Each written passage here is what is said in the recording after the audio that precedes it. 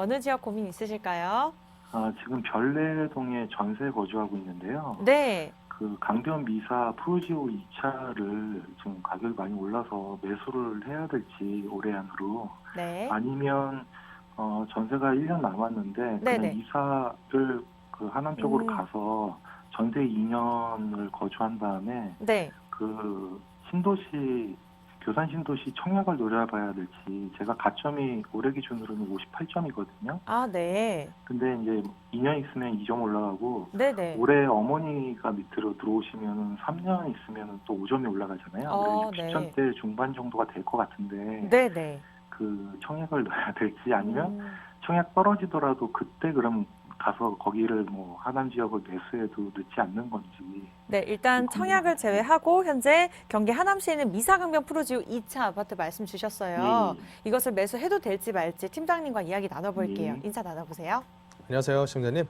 예, 반갑습니다. 네네. 가점이 상당히 높으시네요. 네. 만약에 지금 시점이 예, 막 치고 올라붙는 시기였으면 저는 가점이 그렇게 높음에도 불구하고 미리 사라라고 말씀드렸을 거예요. 예, 예. 근데 지금은 우리 시청자님 말 속에 답이 있어요. 거꾸로 생각을 해버려서요. 예. 많이 올라서 지금 사야 되겠대, 우리 시청자님께서는. 근데 이제 네. 올라가는데 예. 저는 이제 얼마 전까지만 해도 미사가 오를 때까지 올라서 네네. 거기를 지금 매수하는 건 좀 아닌 것 같다는 생각 가졌는데 이제 예. 좀 또 반전으로 또 오르기 시작하잖아요. 그래서 그런 부분도 네. 있고 가점이 제가 58점으로 이번에 그 북위례를 넣었는데 예비 청약이 됐었는데 한 250 몇 등이더라고요. 근데 네네네. 이게 그때 가서도 제가 이제 2년 있으면 지금 58점이니까 60점 되고 만약에 교산 신도시가 어머니가 지금부터 이제 들어가시면 3년이잖아요. 예. 그러면 또 3년 후에도 분양이 좀 미뤄지면서 가능성이 있으면 60한 5점 정도가 67점 정도가 될 텐데. 네. 근데 그때 가서도 이제 청약이 너무 몰리면 그 점수도 불안한 점수일지 또 주위에서는 네. 그거 된다는 보장 없는데 또 어떡할 거냐 또 이런 소리도 많이 잘 보세요, 해서. 시청자님. 예. 미사가 오르다가 멈췄다가 또 오르는 것처럼 보인다고 시청자님이 말씀하셨잖아요. 예. 근데 우리가 상식적으로 생각해 보자고요. 단순히 가격 올랐다고 끝이 아니거든요. 예. 만약에 매도했을 때 내 손에 떨어지는 게 얼마인지도 중요한 거잖아요. 예, 그렇죠. 그러면 실제로 이 물건에 대한 수익률 변화는 어떠냐면 음. 이렇게 올라붙다가 요 지점 넘어서면서부터는 가격은 올라도 수익률은 떨어지고 있는 중이에요. 첫 번째, 보유 비용 늘어나고 있어요. 가격 찔끔 오른 걸로 5년, 6년 동안의 보유 비용 감당 안 됩니다. 예. 두 번째, 팔 때 양도세 많이 늘어났어요. 예.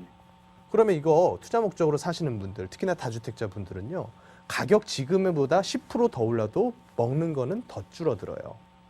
요때 판 것보다 못한 투자 된 거예요. 가격 더 올라도. 예. 그럼 그 개념으로 봤을 때 이게 옳은 거냐는 거예요. 예. 그냥 2년 전부터 박스권이에요. 요쪽일 때. 예. 2018년 9.13 대책 전후로 해가지고 살짝 빠졌다가 다시 올라붙었다가 또 코로나 이후로 약간 빠지다가 또 호가 올리고 있거든요. 그걸 가지고 그냥 박스권이라고 하는 거예요. 근데 주식처럼 뭐 그 몇 주 동안의 박스권이다 이게 아니죠. 부동산은 한 번 들어가면 2년이에요. 위에서 변동성 장세가. 우리가 이걸 이미 경험을 했어요. 0809 10년 동안 거의 2년 동안 그냥 박스권이었어요. 이번엔 정책 나오잖아요. 그러면 푹 꺼질까요? 절대로 안 그럽니다. 정책 나오면 또 약간의 추세 변동이 있으면서 그대로 가요. 이 박스권 속에서. 그래서 저는 지금 이번 장세가 본격적으로 꺾이는 모습을 보이려면 사람들 먹고 살기 힘든 일들 계속 닥쳐와야 된다고 봐요. 물론 그러면 저는 안 좋다라고 보는데 어쩔 수가 없어요. 지금 여건이. 그러면 시청자님 같은 분들은 저는 선택을 청약을 노려도 좋다고 봐요. 특히 지금처럼 공공 물량에 대해서 많이 공급을 해준다라고 이미 공표를 해놨어요. 정부에서. 그러면 우리 시청자님의 선택의 폭이 넓어져요. 거기 있는 하남 교산 신도시에 대해서 분양을 넣어보셔도 되는 거고요. 나중에 일반 분양을 넣어보셔도 되는 거예요. 일반 민간 분양에. 조금 비싼 거 감수하시더라도. 그래서 그거는 지금 결정할 수 있는 문제가 아니에요. 내가 원하는 지역이 있다? 그러면 이쪽 일대 들어가셔서 일단 전세 살아보시는 거죠. 뭐. 그럼 전세를 네. 살면서 나중에 해도 늦지는 않다는 얘기신 거죠? 맞습니다. 그럼 한 가지 더는 제가 예. 이제 남양주에서 한 뭐 신혼 때부터 해서 지금 한 8년 넘게 살았는데 예, 예. 그러면은 이게 하남이 그래도 좀 더 실거주했을 때 상승폭이 있을 것 같아서 이사 가려고 한 건데 네. 지금 있으면서 남양주 쪽의 왕숙 신도시보다는 이사를 지금 1년 남았는데 그래도 빼서 가는 게 나을까요? 아니면은 다른 청약들이라도 네. 계속 넣어보는 게 그래서 당첨이 되면 그게 더 나을까요? 뭐 지역마다 틀리긴 이게 하겠지만. 저는 그 가지고 계신 가점에 따라 다른데 예. 시청자님 정도 가점 예상되시는 분들은 왕숙은 좀 아깝다고 봐요. 아, 58 지금 58점이요? 아깝다고 봅니다. 지금 점수에서도 아까워요. 아, 교산 역시도 저는 크게 뭐 좋다기보다는 본인께서 원하시니까 가셔라라고 한 거예요. 아, 그 가점 가지고 서울에서 넣는 게 저는 차라리 낫다고 봐요. 근데 그러면 네. 서울로 전세 가야 되잖아요. 지금은 안 될 것 같잖아요. 예. 저는 시청자님 연배가 50대를 넘진 않으셔요. 목소리 들어보면. 지금 47이거든요. 40대시면요. 서울에 빨리 진입을 하시는 게 전 낫다고 봐요. 아, 전세로 그럼 가서 거기 서울에서 청약을 맞습니다. 해요? 전세를 살다가요. 예. 기회가 되면 청약 가점을 잊으시고 매수를 해도 되는 때가 또 있어요. 예. 제가 여태 상담하셨던 분 중에 가장 가난하셨던 분이 누구냐면 청약 가점 70점대이신 분이 가장 가난하셨어요. 예. 청약만 바라보는 분들의 결론이 그거예요. 예. 못 사요, 물건을. 좋은 기회가 와도. 청약 아까워가지고.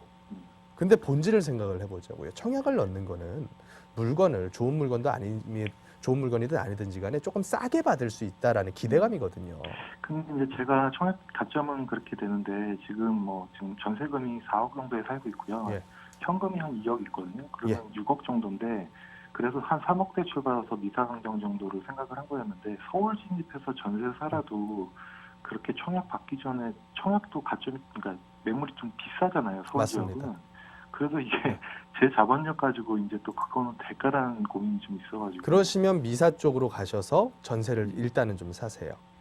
아, 그 정도 자금력이면 그냥 경기도 쪽으로 미사 가서 전세에 살다가 교산 정도를 바라보는 게 좀 나을까요? 그러니까 본인께서 감당 못 하시는 거를 벌리는 것보다는 그래도 감당 가능한 선에서 움직이는 게 더 낫다고 보고요. 또 두 번째로 투자라는 개념에서 봤을 때 굳이 내가 깔고 앉아 사는 집 한 채로서 모든 걸 끝낼 수는 없거든요.